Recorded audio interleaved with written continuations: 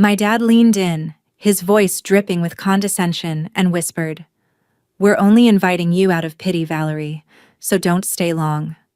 The entire restaurant went quiet as my stepmother and half-siblings smirked, waiting for me to burst into tears. Instead, I just smiled, took a slow sip of my drink, and quietly walked out. They thought they had successfully humiliated me and pushed me out of the family legacy for good. What they didn't know was that my quiet exit wasn't a surrender. It was the execution of a plan months in the making. Exactly 5 days later, their perfect world completely shattered. They found out I'd sold the luxury family cabin they all counted on for their lavish summer vacations. But that was just the beginning. Their bank accounts were suddenly frozen, a certified lawyer's letter landed on their doorstep, and absolute panic started. My name is Valerie, and I am 34 years old. For over a decade, I've been the invisible ghost at my father's extravagant table, a living reminder of a past he desperately wanted to erase. After my biological mother passed away, my father remarried a woman who viewed me not as a daughter, but as a threat to her own children's social standing. They lived in a golden bubble of country clubs, designer clothes, and unearned luxury, while I worked 60-hour weeks to build my own independent life from scratch. They rarely called, except when they needed an extra person to make their family photos look complete, or when my father wanted to show off how charitable he was to his less fortunate eldest daughter. Before we dive into how I finally brought their house of cards crashing down, I'm incredibly curious. Go ahead and comment the city you're watching from right now, so I can see exactly how far my story has reached. The air inside the upscale Michelin-starred restaurant on J Street was thick with the scent of expensive truffles and burning ambition. It was my father's 60th birthday, and the table was overflowing with vintage wine. I sat at the far end, completely ignored as my stepmother and half-siblings laughed loudly. That's when my dad leaned over, looked me dead in the eye, and delivered the blow. "We're only inviting you out of pity, Valerie, so don't stay long." The smirks around the table told me everything. They thought they had finally broken me. I just smiled, took a sip of my drink, and walked out into the night. Walking out of that restaurant, the cold night air felt like a splash of ice water, completely clearing the fog from my mind. For years, my father, stepmother, and half-siblings treated me like a charity case, assuming I survived on their scraps. They genuinely believed that every luxury they flaunted, including the massive multi-million-dollar lakeside property, belonged solely to them. But their arrogance had blinded them to a massive financial reality. They had completely forgotten who actually built the foundation of their wealth. My father didn't accumulate his fortune through business brilliance. He inherited the vast majority of his capital from my late biological mother, who was the true financial powerhouse of the family. When she passed away years ago, she didn't leave her legacy entirely in my father's hands. She had quietly set up a protective legal framework that she knew I would eventually need. 3 months ago, while organizing old family documents, I uncovered a hidden legal loophole buried deep inside her original trust agreement. My father had blindly assumed I was too naive or too exhausted to ever audit the estate records. The ironclad clause explicitly stated that the lakeside cabin and the core corporate accounts were tied directly to my mother's lineage, and upon my father's 60th birthday, full executive control over those specific assets would legally revert to me if his behavior proved detrimental to her estate. By delivering that brutal insult on his birthday, he didn't just hurt my feelings, he handed me the exact key I needed to take it all back. The morning after that humiliating dinner, I didn't waste a single second crying. Instead, at exactly 8 o'clock, I walked straight into the offices of a high-profile corporate estate attorney downtown. I laid out my biological mother's original trust agreement, along with the undeniable proof of my father's financial mismanagement and his public alienation of her only bloodline heir. My lawyer's eyes lit up as he reviewed the ironclad terms. Within 4 hours, we had successfully filed the paperwork to quietly execute my full legal rights over the family properties, transferring executive ownership entirely into my name. My father and stepfamily were completely oblivious, still sound asleep in their bubble of unearned wealth, while the ground beneath them was being systematically removed. Next came the masterstroke of my plan, the immediate sale of the beloved lakeside cabin. For years, my stepmother and half-siblings had used that luxury retreat as their personal playground, bragging to their high society friends and planning lavish, months-long summer vacations there. I contacted a private real estate investment firm that had been eyeing the lakeside property for months. Because I held the clean, uncontested title, we finalized a confidential, all-cash transaction in less than 48 hours. The buyers agreed to wire the multi-million-dollar funds into a brand-new private bank account that I had established. It was entirely legal, incredibly fast, and completely bypassed my father's knowledge, setting the stage for the ultimate reality check. With the multi-million-dollar cash payout securely sitting in my private account, the silent 5-day countdown began.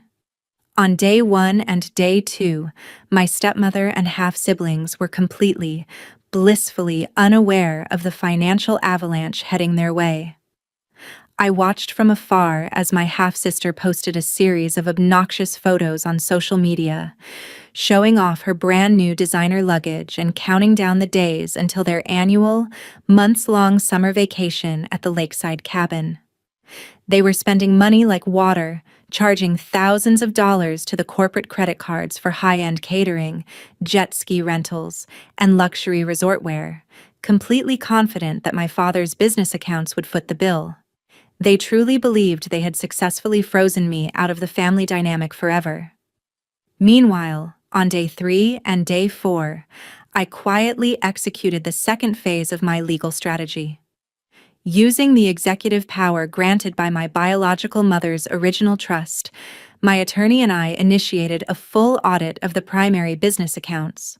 We discovered that my father had been intermingling his personal luxury expenses with the trust's capital, a direct violation of the estate's guidelines.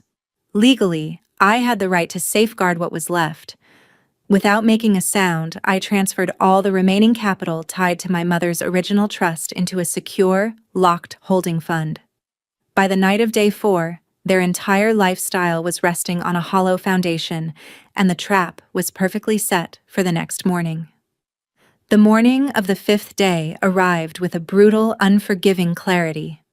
At exactly 9 o'clock, the entire fragile reality my father and stepfamily had built completely collapsed.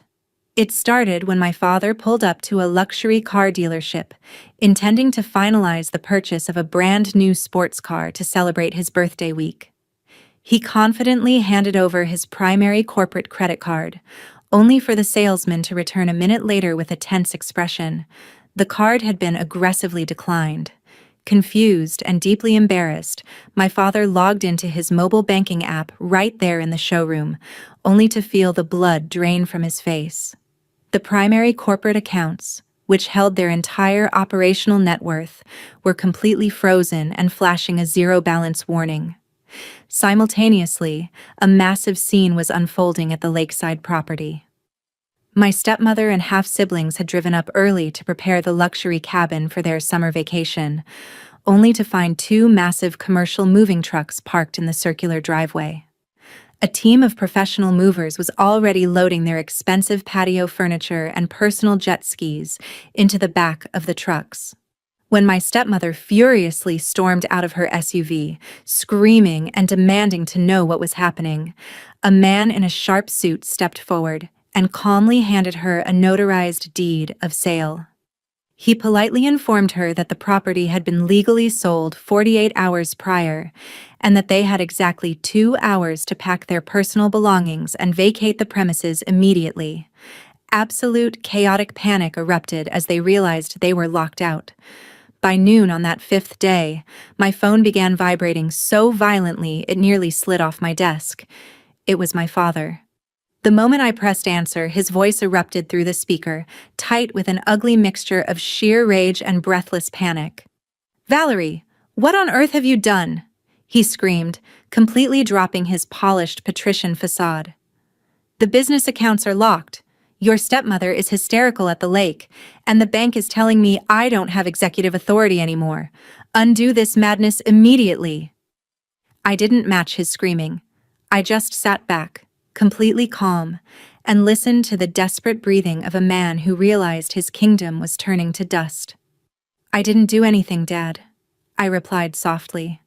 "I just accepted your invitation to leave." Right as the phone call reached its absolute peak of chaotic screaming, a crisp knock sounded at the front door of his mansion. A certified courier was standing on his porch, holding a thick, official packet from my attorney that required a signature. My father snatched the documents and tore them open while still on the line with me. The silence that followed was deafening. The letter detailed every single financial asset, corporate account, and property title that had legally reverted back to my name. It laid out the ironclad terms of my biological mother's original trust, exposing that their entire decades-long luxury lifestyle was built on a legal house of cards. The arrogance completely drained from his voice, replaced by a hollow, fragile stutter as he realized he now had to beg the very daughter he had pitied. 3 months after that fateful morning, the dust finally settled on the ruins of my father's empire. Unable to access the trust capital or refinance the massive debts they had accumulated, my father and stepmother were forced to sell their mansion and move into a cramped, modest apartment near the highway.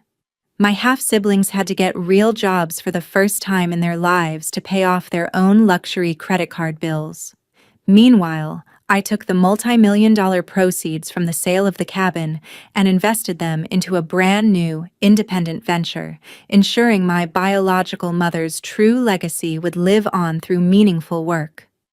I finally found the absolute peace and security I had been denied for over 20 years. Now, I'm incredibly curious about all of you who have listened to my journey until the very end. What would you have done if you were standing in my shoes at that restaurant? Would you have walked away quietly, or would you have confronted them right then and there? Let me know your thoughts in the comments below. And meanwhile, I'm leaving on the final screen 2 other incredible stories that are channel favorites, and they will definitely surprise you with their twists. Thank you so much for watching, and I'll see you in the next story.